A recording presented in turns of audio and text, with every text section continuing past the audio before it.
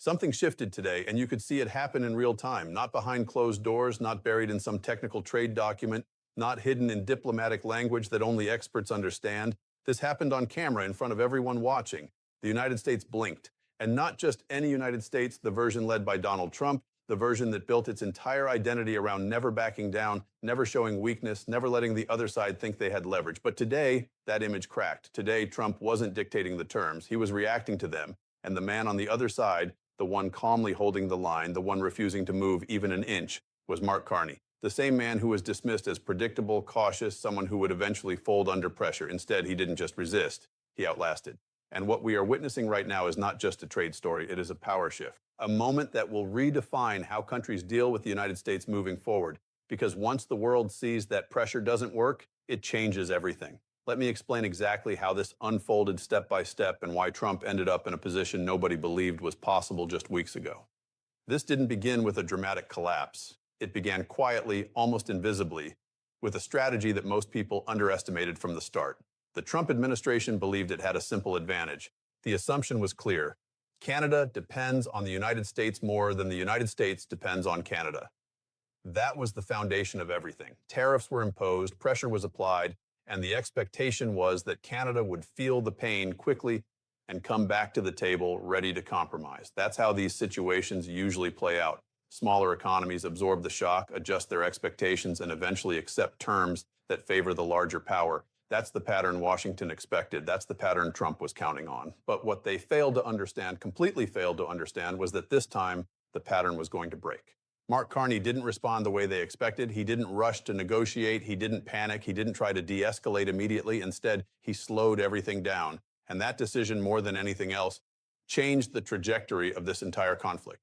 Because while Washington was focused on applying pressure, Canada was focused on absorbing it and then redirecting it.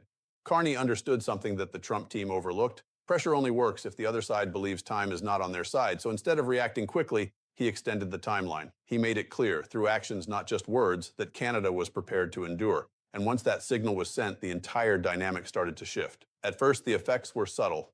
Small disruptions in supply chains, minor increases in costs, quiet concerns from industries that rely on cross-border trade. Nothing dramatic enough to trigger headlines. Nothing visible enough to force immediate political action. But underneath the surface, something much more serious was developing. American manufacturers started feeling the squeeze. Not all at once, but gradually. Components that used to move freely across the border became more expensive. Delays started to build, contracts had to be renegotiated, and every single one of those changes carried a cost, a real measurable cost that businesses couldn't ignore. And here's where the real problem began for Trump. Those costs didn't stay hidden. They didn't remain abstract economic data points buried in reports. They showed up in places that matter politically. They showed up in factories. They showed up in job numbers. They showed up in conversations between business leaders and elected officials. And slowly those conversations turned into pressure, not on Canada, but on the White House, because the people feeling the impact weren't distant observers. They were voters. They were employers. They were the backbone of the very states that play a decisive role in American elections. Meanwhile, Carney stayed consistent. No sudden shifts, no emotional responses, no public desperation to resolve the conflict quickly. That consistency sent a powerful message. Canada was not going to fold. And once that became clear, something even more important happened. The leverage began to move, not dramatically, not all at once, but steadily, undeniably, and in a way that became harder and harder for Washington to ignore. Because every day the trade war continued, the cost equation became clearer, and it wasn't the one the Trump administration had predicted. What makes this moment so significant is not just that Trump is now under pressure, it's where that pressure is coming from. It's not coming from international institutions. It's not coming from foreign governments. It's coming from inside the United States, from the very people who were supposed to benefit from this strategy. That's what changed everything. Because once internal pressure reaches a certain point, it becomes impossible to maintain the same posture. You can project strength externally, but you cannot ignore sustained pressure internally without consequences. And that is exactly where we are right now. Trump is no longer operating from a position of total control. The narrative has shifted, the assumptions have been challenged, and the strategy that was supposed to force Canada into submission is now creating problems that are much closer to home. The question is no longer whether Canada will hold out. That question has already been answered. The real question now is how long the United States can continue down this path before the cost becomes too high to justify. Because make no mistake, this is the turning point, the moment where the balance starts to tilt. And once that happens, once momentum shifts in a conflict like this, it becomes incredibly difficult to reverse. In the next part, I'm going to break down the exact moment everything changed. The moment the pressure inside the United States reached a level that forced Trump to reconsider everything, and how Carney used that moment to take control of the entire situation. The moment everything changed did not come with a dramatic announcement. There was no single headline that captured it in real time. It happened in fragments, in conversations that were never meant to be public, in pressure that built quietly behind the scenes until it reached a point where it could no longer be ignored. Because what was happening inside the United States was something the Trump administration did not anticipate, or at least did not take seriously enough when the first warning signs appeared. It started with the people who understand the system best, the ones who operate inside it every day: business leaders, manufacturers, supply chain managers, the people responsible for keeping production lines moving and costs under control. These are not individuals who react emotionally or politically. They react to numbers, and the numbers were becoming impossible to ignore. Costs were rising in ways that could not be passed on without consequences. Delays were stacking up in ways that disrupted entire production cycles. And perhaps most importantly, uncertainty was creeping into decisions that are normally made with confidence. That uncertainty is what changed everything.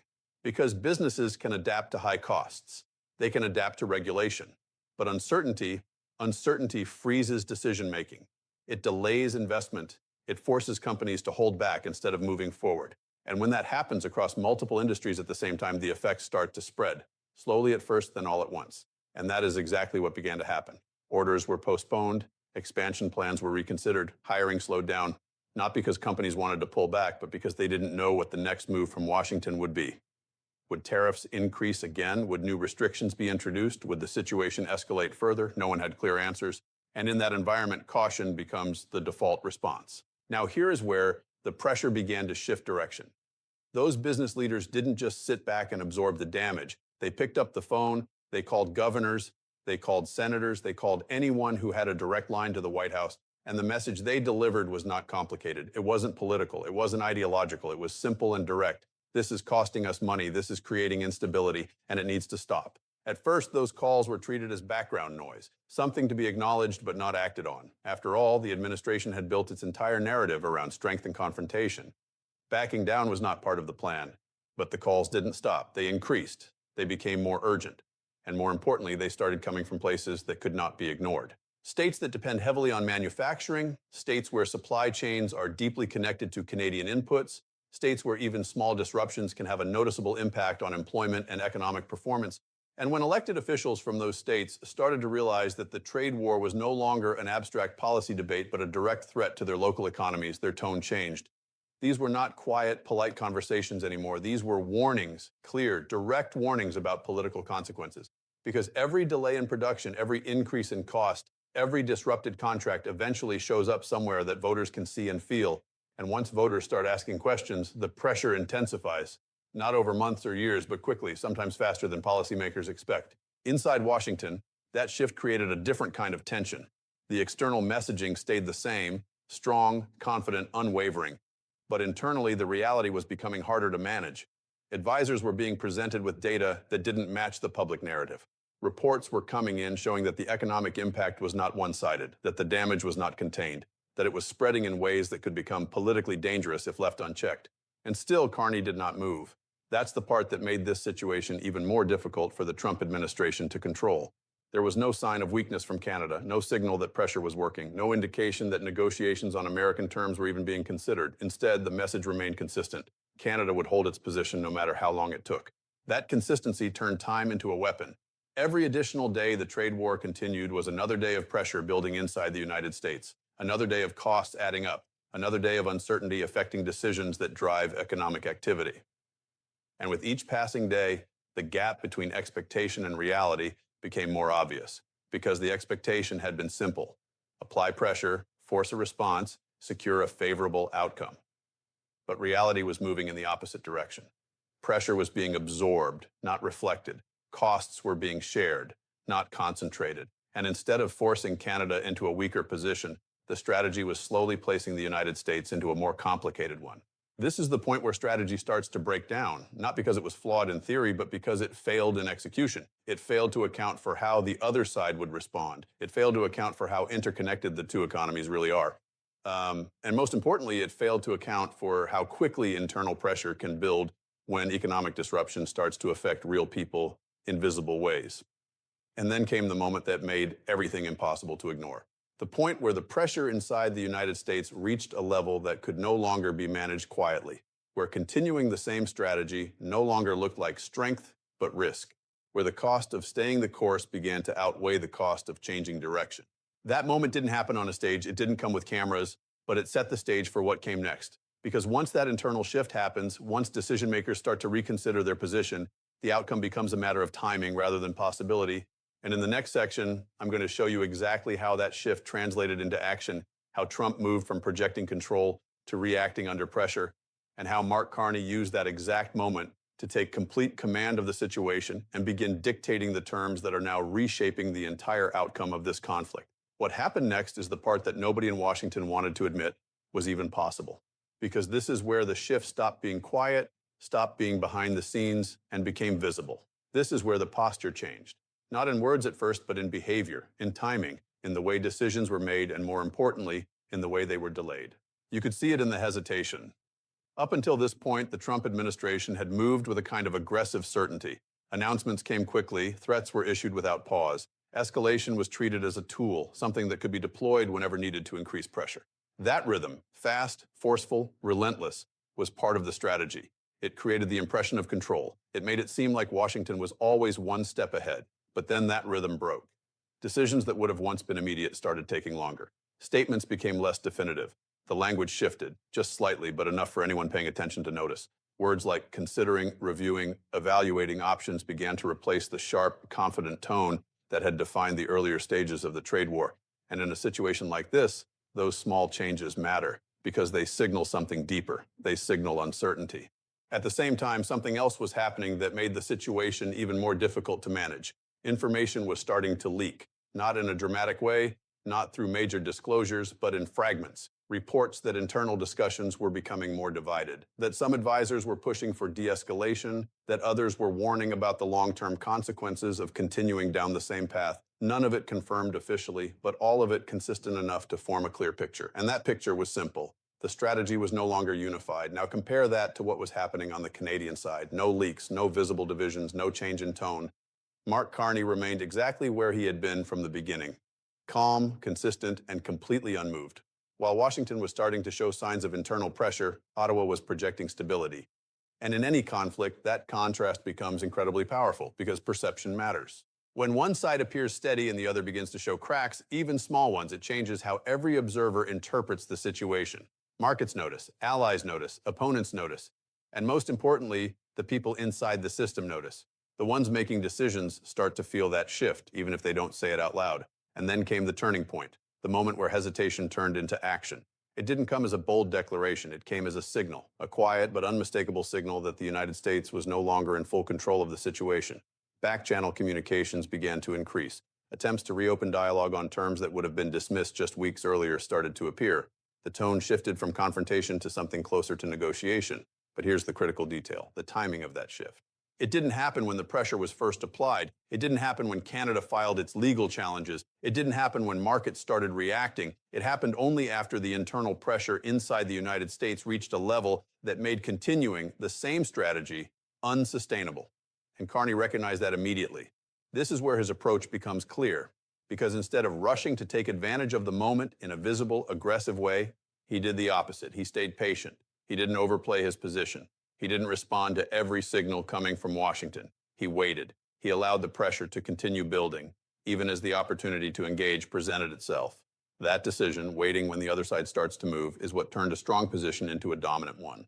Because by the time formal communication began to take shape, the balance had already shifted. The United States was no longer negotiating from strength. It was negotiating to relieve pressure. And that is a completely different position to be in, one where the objective is no longer to win, but to stabilize, to stop the situation from getting worse. And once you reach that point, the options become limited. Every proposal that came from Washington was now filtered through a different lens. Not, is this beneficial, but is this enough to resolve the problem? And that subtle change is what gave Carney the leverage to do something that seemed unthinkable at the start of this conflict. He didn't just respond to proposals, he started setting the framework. Instead of reacting to American terms, Canada began defining what acceptable terms would look like, not in vague language, not in open-ended discussions, but in clear, structured expectations. conditions that had to be met before anything could move forward. And those conditions were not designed to create a quick compromise. They were designed to reflect the new reality of the situation, a reality where Canada had held the line long enough for the pressure to reverse direction. Now, from the outside, this might have looked like a normal negotiation process, but it wasn't. Because in a normal negotiation, both sides moved toward each other. Here, only one side was moving. The other was holding its position, waiting for the gap to close. And that is the moment where control changes hands. Because control is not about who speaks the loudest or who acts the fastest. It's about who sets the terms that the other side has to respond to. And by this point, it was becoming clear that those terms were no longer coming from Washington. They were coming from Ottawa. And in the next section, I'm going to break down exactly what those terms looked like, what Carney demanded, why those demands were so difficult for the Trump administration to accept, and how agreeing to them would mark the final confirmation that the balance of power in this conflict had completely shifted. Now we get to the part that defines everything, the terms, because this is where the story stops being about pressure, stops being about strategy, and becomes about outcomes, real measurable outcomes that show exactly who ended up with control and who was forced to adjust. And what makes this moment so striking is not just that terms were presented, it's the way they were presented.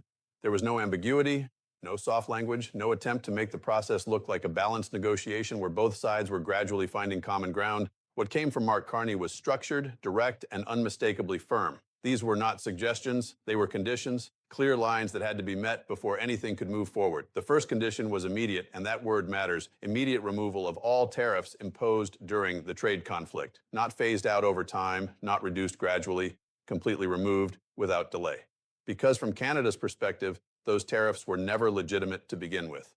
They were violations of an agreement that both countries had already signed, and allowing them to remain, even temporarily, would have meant accepting a framework that Canada had already rejected from the start. That alone was a difficult demand, but it didn't stop there. The second condition targeted the mechanisms that made the trade war possible in the first place, the investigations, the legal justifications, the national security claims that had been used to apply pressure. Those had to be withdrawn entirely, not paused, not reviewed, eliminated, because as long as those mechanisms existed, the threat remained. And Carney understood something critical. You don't just end a conflict by removing the visible pressure. You end it by removing the tools that created it. Now here is where the situation became even more uncomfortable for Washington. The third condition was not about economics. It was about acknowledgement, a formal recognition that Canada's response, its countermeasures, its resistance, was justified, that it was not aggression, not escalation, but a direct reaction to actions taken by the United States. And that matters more than it might seem at first, because acknowledgement shapes the narrative. It determines how this conflict is understood in the future. It sets a precedent. It sends a message not just to Canada, but to every other country watching. If the United States accepts that framing, it means admitting that the strategy did not just fail, it was wrong from the beginning. And that is not an easy position for any administration to accept, especially one that has built its identity around projecting strength. So now the situation becomes clear. On one side, a set of terms that are firm, specific, and designed to lock in the outcome. On the other side, an administration facing increasing internal pressure, economic strain, and a narrowing set of options. And between those two positions, a decision that cannot be delayed indefinitely, because every day without resolution carries a cost. Markets remain uncertain, businesses remain cautious, political pressure continues to build, and the longer that situation continues, the more difficult it becomes to maintain the narrative that everything is under control. At some point, a choice has to be made. Continue the conflict and absorb the growing consequences, or accept the terms and bring the situation to an end. And this is where the word blink becomes more than just a headline. Because blinking is not just about backing down, it's about recognizing that the position you are in is no longer sustainable, that the cost of continuing exceeds the cost of changing direction. And once that realization sets in, the timeline compresses. Decisions that were delayed suddenly need to be made. Positions that were firm suddenly become flexible, and that is exactly what began to happen. The signals coming out of Washington started to align with the reality on the ground. Language shifted again, this time more clearly. The focus moved toward resolution, toward stability, toward ending the disruption that had been building for weeks. And while the public framing still tried to maintain a sense of control, the underlying movement told a different story, because accepting those terms, even partially, meant acknowledging the new balance of power. It meant recognizing that the leverage had shifted, that the strategy had not produced the intended result, that the other side had not only resisted, but had done so effectively enough to reshape the outcome. And once that acknowledgement becomes reality, everything that follows is influenced by it. Now, here is what makes this moment even more significant. These terms are not just about ending the current conflict, they are about defining the next one if it happens. They establish a baseline, a clear demonstration that pressure alone is not enough to force a concession, that endurance, consistency, and strategic patience can not only neutralize that pressure, but reverse it. And that is the lesson every country watching is taking from this, because this was never just about Canada and the United States. It was about what happens when a larger power tries to use economic leverage to force an outcome. It was about whether that strategy still works in a world where economies are interconnected, where alternatives can be built, and where time can be used as a tool instead of a limitation. And right now, the answer is being written in real time.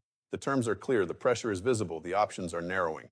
And in the final section, I'm going to break down what happens next, what this means for the future of this relationship, for the upcoming KUSMA review, and why this moment is not the end of the story, but the beginning of something much bigger that could reshape how global trade conflicts are handled from this point forward.